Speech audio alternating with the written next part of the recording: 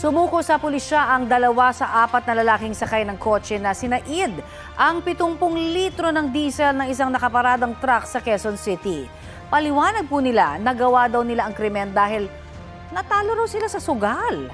Balitang hatid ni James Agustin. Kuha ang CCTV na ito ilang minuto bago ang nangyaring pagnanakaw ng diesel noong March 31 sa Barangay Fairview, Quezon City. Nakababa ang salamin ng kotse sa passenger side kaya nahagip ang ilang lalaki nakasakay.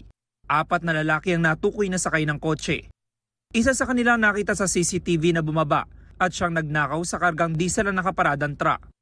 Kahapon sumuko na sa pulisya ang 2 lalaki, kabilang na ang nagmaneho ng kotse at kanyang kaibigan. Patuloy pang hinahanap ang 2 kasabwat nila. Ayon sa QCPD, naibenta na ng mga sospek ang ninakaw na diesel sa Payatas.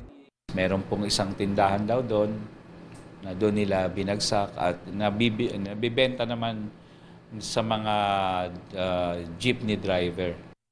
Aminado ang 2 sumuko sa nagawang krimen. Dala ng sa sugal lang. Ano po nangyari? Parang naghabol lang sa talo. Ano po ginawa niyo dun sa mga diesel? Kasama ko na yung nagbenta kasi. Kumuha po kami ng diesel. Kasi, Talo po sa sugal. sugal? Online games po. Saan niyo dinala yung diesel? Binenta lang po namin. Bago ang nangyaring pagsuko, natukoy na ng pulisya ang plate number ng kotse at nakipag-ugnayan sila sa may-ari nito.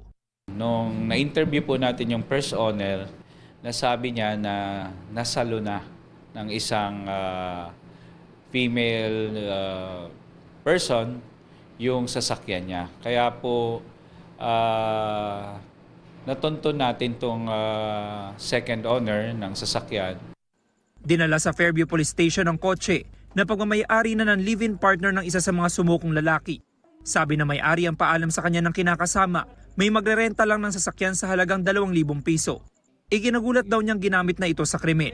I-rent siya ng magdamag, then ibabalik siya ng 11 to 12 noon. Yun yung pinaka-late. Hindi ko alam talaga na ganun kasi ayoko naman din ma-involve sa ganun since yung sa akin kasi is hard-earned money. I-impound na muna ang kotse habang nagpapatuloy ang investigasyon. Inaalam ng pulisya kung nagamit ito sa parehong modo sa ibang lugar. Tinitingnan lang natin kung meron pang involvement. Baka may ganyan din na nagpa-blatter sa ibang district. We will coordinate with the Land Transportation Office para i-show cause order po nila itong owner at itong driver na nag-participate. Desidido naman ang may-ari ng truck na ituloy ang reklamong theft laban sa mga sospek. Mabuti naman na sumuko na sila. Sana yung 2 pa, magkusang loob na din na sumuko na rin. Hindi kasi pwede nating hayaan na yung masamang bagay na ganito maulit-uli . Nagambagan din ng mga pulis para maibalik sa biktima ang halaga ng diesel na nanakaw sa kanya. James Agustin, nagbabalita para sa GMA News.